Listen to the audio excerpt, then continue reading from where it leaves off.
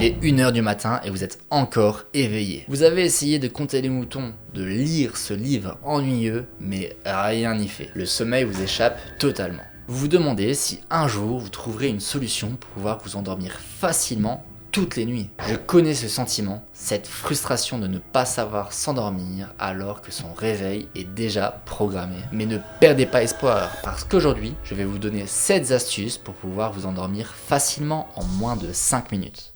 Le sommeil est primordial pour avoir une santé en béton et il commence par l'endormissement.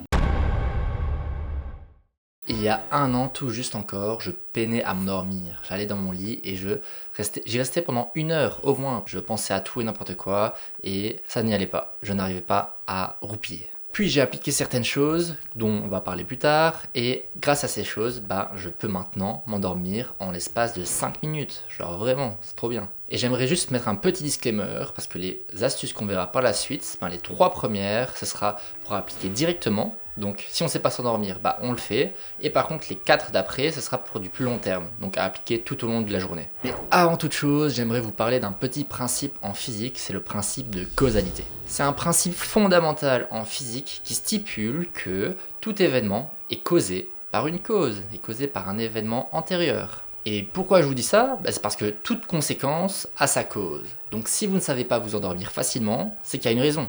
Et on va voir les raisons, les causes pour lesquelles vous n'arrivez pas à vous endormir. La première astuce que j'ai mis en place, c'est une routine de sommeil, c'est-à-dire une routine juste avant d'aller dormir. Et ce que je faisais, moi, c'est que j'écoutais de la musique calme, douce, apaisante pour vraiment m'apaiser. En l'occurrence, de la musique classique, comme genre du Chopin, du Tchaïkovski, ce genre de choses. Et ça me permettait de me calmer, parce que on sait jamais si juste avant j'étais énervé pour une raison ou pour une autre. J'arrive à ce moment-là, je me calme, et on peut aller commencer à aller dormir. Et pendant que j'écoutais cette musique, en fait, je m'étirais. Donc ça me faisait du bien physiquement, parce que j'avais mes étirements, et ça me faisait du bien mentalement grâce à ma musique. Et en faisant ça tous les jours, juste avant d'aller dormir, ça me permet de dire à mon cerveau, ok, maintenant c'est le moment de se calmer, et ça va être le moment d'aller dormir. Et cette routine, elle peut être vraiment très courte. Moi, elle dure 15 minutes, mais même si elle dure 5 minutes, c'est déjà très bien, parce que ça permet de dire à ton cerveau, ok, maintenant c'est le moment d'aller dormir, et boum, il se calme. Et ça me permet de passer directement à la deuxième astuce, mais que je vais juste citer parce que tout le monde la connaît, c'est que il faut pas trop aller sur les écrans avant de dormir. Et justement, en faisant cette petite routine de 15 minutes, t'es sûr que pendant 15 minutes, tu vas pas sur ton écran. Parce que je te déconseille d'aller sur ton écran, de faire ta routine sur ton écran, c'est pas la meilleure idée. Donc voilà, tu vas pas sur ton écran, tu fais ta petite routine et boum, tu te mets dans ton lit. Et là, si tu veux vraiment accélérer le processus, ou bien juste si tu n'arrives pas tout de suite à t'endormir et que tu veux un petit moyen, une petite astuce, il y a la technique d'imagerie mentale. En tout cas, pour moi, elle marche bien. C'est que je m'imagine une pièce que je connais bien, donc par exemple ma cuisine, et là j'ai commencé à visualiser tous les objets. Donc par exemple, la poêle, le tiroir, la forme de la poignée. Dès que je suis dans ma cuisine et que je vois des choses, je me le réimagine dans mon lit en fait. Donc ça peut être une technique efficace. Une autre technique qui est très similaire, c'est de s'imaginer sa journée du lendemain. Parce que moi, j'écris tous les soirs mes objectifs, donc ils sont frais dans ma tête, et je sais ce que je vais faire le lendemain. Donc je me pose dans mon lit, et je commence à visualiser ce que je vais faire le lendemain. Donc par exemple, je sais pas, si j'étudie au matin, ou même si je prends une douche froide au matin, je la visualise, puis je visualise que je vais étudier, puis je visualise que je vais manger, je visualise vraiment tout de A à Z. Comme ça, dès que je me lève le matin, boum, je sais déjà ce que je dois faire et j'ai déjà prévisualisé ce que je vais faire. Donc je vais le faire. Et si parmi vous il y a des geeks, ce que je m'imaginais avant, quand je jouais beaucoup à des jeux, j'imaginais mes objectifs, genre ce que j'allais faire dans les jeux. Genre j'avais mon personnage principal, puis je m'imaginais demain, je vais faire quoi ? Ok, donc demain je vais aller acheter ça, je vais aller XP à cet endroit-là, je m'imaginais quoi. Je sais très bien que tu vois de quoi je parle, ça peut être une technique. Et pour s'endormir, ça se joue beaucoup dans le cerveau. Donc, si vous êtes dans votre lit depuis trop longtemps et que vous ne savez pas vous endormir, en fait vous allez commencer à vous énerver. Et là ça va être un cercle vicieux, parce que vous n'allez pas savoir vous endormir, vous allez vous énerver, donc vous allez encore moins vous savoir vous endormir, et ça va pas aller. Donc quand c'est ainsi, quand vous êtes depuis trop longtemps dans votre lit, ce qui est conseillé, c'est de sortir de son lit, de faire quelque chose pendant environ 15 minutes, ailleurs, si possible que dans sa chambre, et de revenir après, par la suite.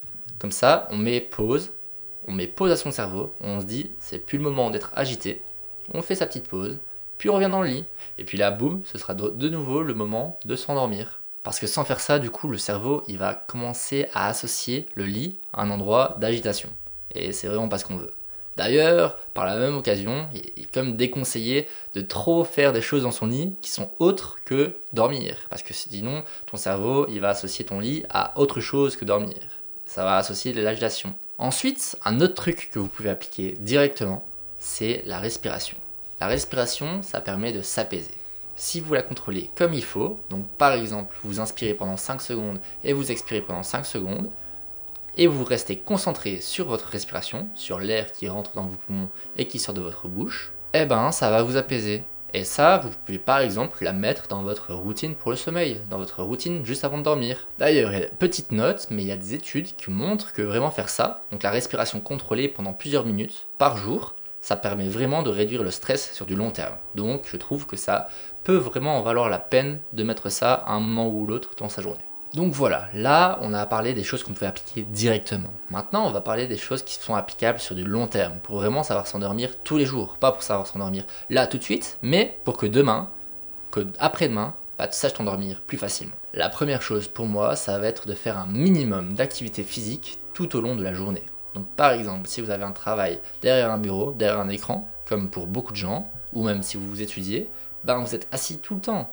Donc ce qui pourrait être bien, c'est d'aller marcher par exemple. Quand vous faites vos pauses, si vous allez marcher, vous faites un petit tour, c'est ce que je fais moi quand j'étudie, un petit tour de 15 minutes, bah ça vous permet de faire une pause efficace parce que vous prenez l'air et en plus d'avoir votre petite activité physique. Et donc si vous marchez suffisamment, donc comme par les pauses, comme on vient de le dire, ben ça va vous faciliter de l'endormissement. C'est un peu comme le sport, mais le sport léger. Et donc ça c'est vraiment cool.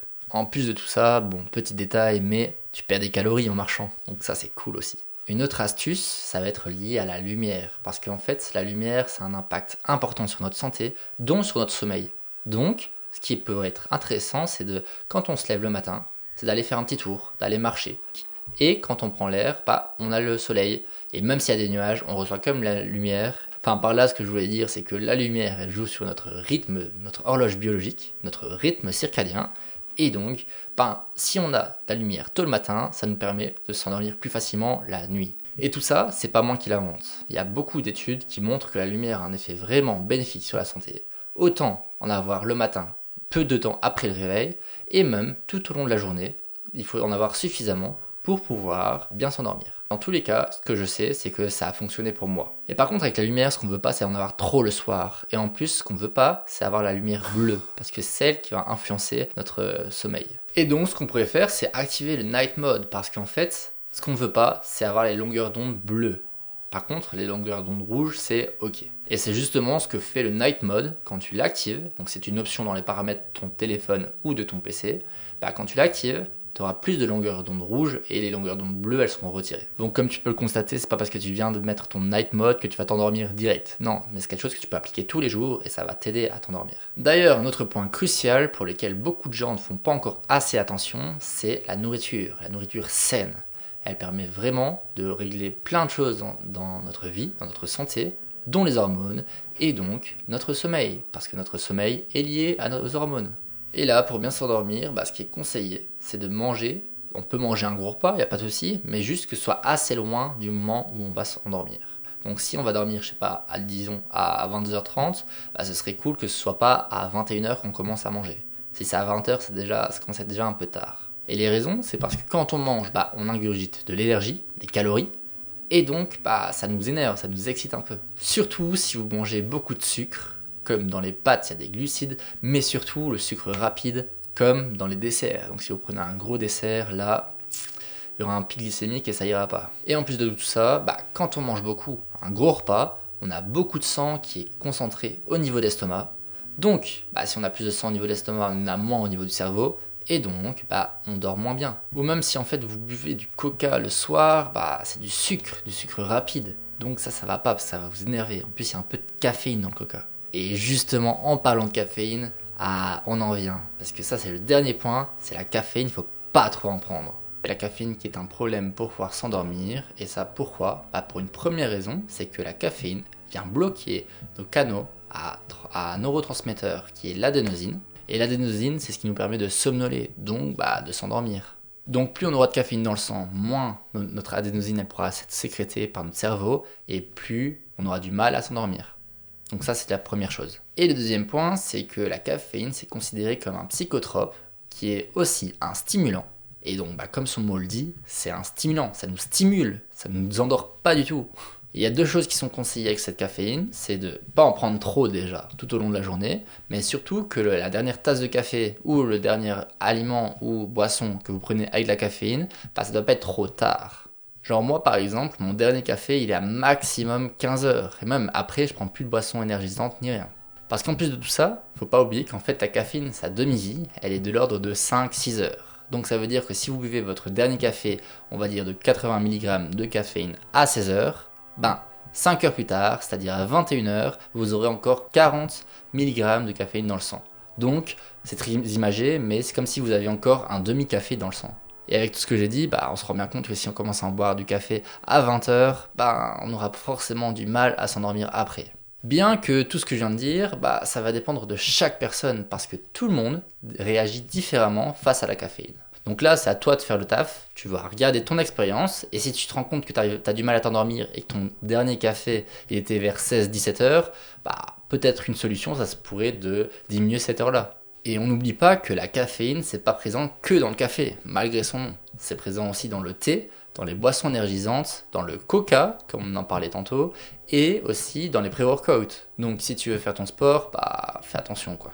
Et donc voilà, on a vu que une routine même simple, même courte, ça pouvait être efficace pour pouvoir expliquer à notre cerveau qu'il était temps d'aller dormir. On a également vu que les écrans juste avant d'aller dormir, c'était pas une bonne chose. Et par contre que si vous faites, pourquoi pas activer le night mode. On a utilisé une technique d'imagerie pour pouvoir s'aider à s'endormir. Et pour pouvoir se relaxer, on a vu que la respiration ça pouvait être une bonne chose. Sauf que si on est trop agité dans son lit, il vaut mieux casser cette agitation et partir de son lit pour en revenir un peu après. Ensuite, on a vu des techniques qui sont plutôt sur le long terme, comme la marche, ou même avoir suffisamment de lumière tout au long de la journée. On a vu que la caféine, fallait faire attention à la quantité et à l'heure à laquelle on buvait son dernier café.